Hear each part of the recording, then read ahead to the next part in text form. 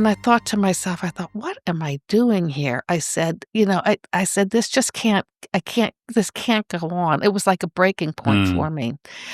So I went to work, and I went to my boss, Vern Garvin, and I said, "Do you wanna try some remote viewing or some channeling?" And he said, "Sure." So we went over in the back, and he had a target. It was Terry Anderson, who was a hostage in Lebanon. Yep. And I started channeling. I said, "This man is," I don't know what I said. I said, "He's in a country where he's not from this country." I felt like he was under stress. Well, we started to get information, and I can't remember everything I said, but it was enough to that he could that it was able that I locked on to the target. What were you given prior to the session? Nothing. Were you giving a tasking number? Just yeah, probably. Probably like an 8-digit Yeah. number or something to that effect, and they're like, "This is the target, that's it." Yeah, or they may have called it, automatic writing session 1 or something. Right, and that Something was like it. yeah, yeah. And then they're like, "Go." And you're Mhm. like, "There's a man in a foreign country, and he needs help," or Yeah, whatever it yeah. was. Yeah, So we that's locked on, we locked wow. on. So he was kind of excited. He was like so he came back, and the secretary knew what I did, and Fern kinda got excited, and he said, "Gee, do you know she does this?" And Jeannie goes, "Yeah, I know, like, yeah, she's been doing it." So we started working. Well, all of a sudden, we're doing all the hostages. There were more hostages. So Fern went down to headquarters to talk to Dr. Verona, and he said, "I've got somebody up there that's doing channeling, but look at what we're getting." Well, Dr. Verona, and Fern said, "I'd like to continue with her." And Dr. Verona goes, "By all means." So one Sunday, we got a call to go into work because there was a man by the name of Colonel William Higgins who was kidnapped. He was a Marine colonel that went to Lebanon, and he was kidnapped. So we got a call because he was just taken, and they wanted to know where he was. So we went to headquarters to work. And I had put Higgins, when I said, "He's here and they're moving him." And the analyst said that I was right. That checks out. Yeah, they said as soon as I said they're moving him and where he was, they were receiving information from Same intel. yeah, yeah, like, "Yeah, this is right." So then they wanted to know where was Higgins kept.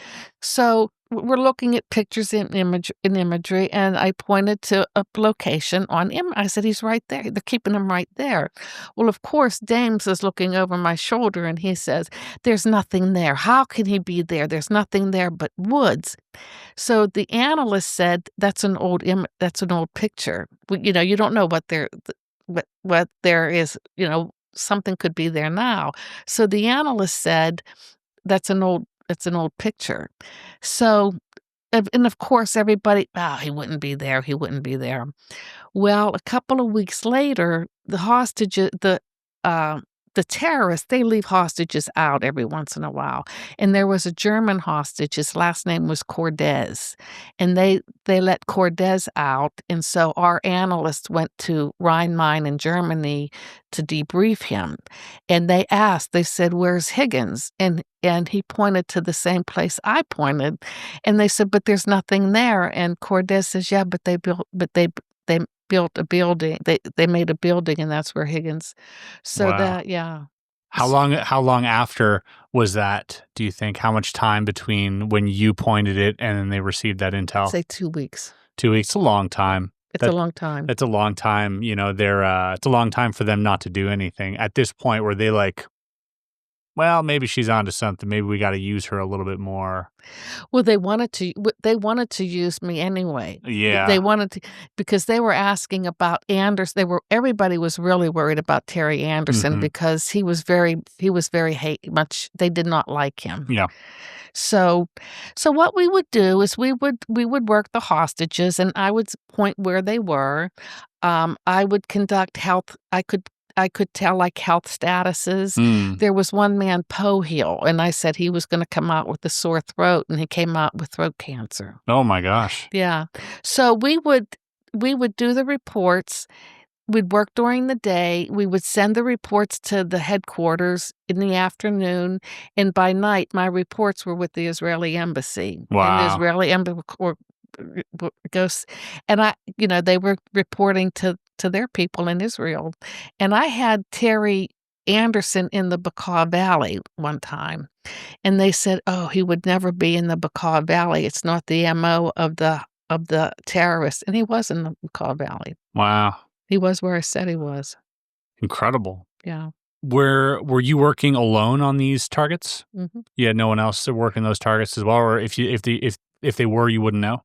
Well, what happened was since I started working the hostages, well, of course, then the CRV people, they wanted to work the hostages. 'Cause Oh, yeah, yeah, it's important work. yeah, yeah. Mhm. And also they tried to, they wanted me to stop my channeling. They wanted, they felt that I wasn't that it was not that the channeling and the automatic writing did not have scientific that needed to be tested. They Right. wanted to test it, and they were the ones that were gonna test it, and my boss was like, "No way are you gonna test her." Um, all of a sudden, they came from ignoring me to their full attention, Mm. and I said, "They didn't look at why are they bothering me now? They didn't bother me before. What did they care?" Results. It was yeah. So they, of course, then they had to get all involved with the hostages.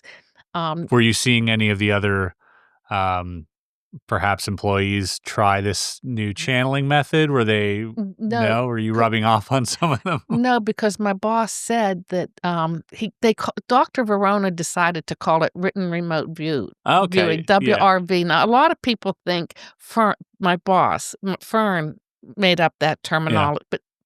terminology, It's but it was Dr. Verona. Dr. Verona.